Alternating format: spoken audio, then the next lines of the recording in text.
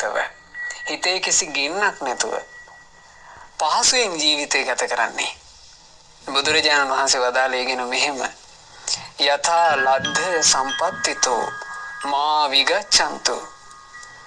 කෙනෙකුට පුළුවන් නම් හිතක් උපදවා ගන්න මේ ලෝකේ මිනිස්සු දේශ බලනකොට මේ මිනිස්සු යම් සම්පතක් ලබා තියෙනවා නම් යම් සැපයක් ලබා තියෙනවා නම් යම් දක්ෂතාවයක් ලබලා තියෙනවා නම් මේ මිනිස්සු ඒ කිසිවකින් පිරෙහෙන්න එපා.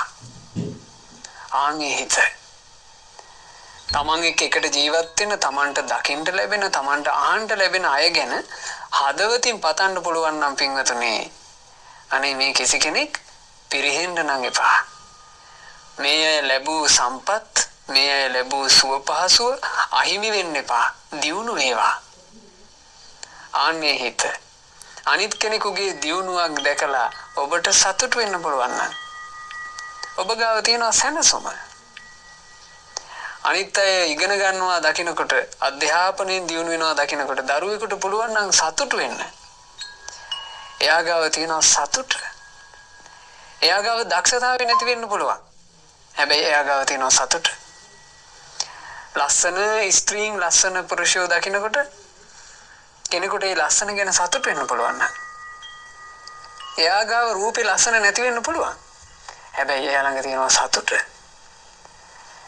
ධනවත් මිනිස්සු දකින්නකොට ඒ මිනිස්සු හොඳ යාන වාහන වල යනවා දකින්නකොට ඒක දැකලා සතුට වෙන්න පුළුවන් නම් හදවතින් එයාට සල්ලි භාගය නැති වෙන්න පුළුවන්. හැබැයි එයා ළඟ තියෙනවා සතුට. ඊළඟට අපි ගත්තොත් එකම ආයතනයක සේවා කටයුතු කරන සේවකයන් අතරින් එක්කෙනෙක් ඉස්සරහට යනවා. එයා දක්ෂයා. අනිත් සේවකයන්ට පුළුවන් නම් එයාගේ දක්ෂකම් දැකලා ආශිර්වාද කර කර සතුටු වෙන්න. අනිත් අයට දක්ෂතාවය නැති වෙන්න පුළුවන්. හැබැයි තියෙනවා සතුට, සැනසුම, සුව පහසුව. ඒක නොවේද පින්වතුනි?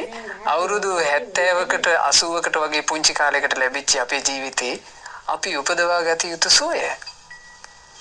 මානසික සුවය, හිතේ සැනසෙල්ල, හිතේ ගින්දරක් නැතුව හරි සනීපෙට ඉන්න එක. ඒක නොවේද අපේ ජීවිතේ අපි උපදවා ගත යුතු වටිනාම දේ? එයයි වටිනාම දේ.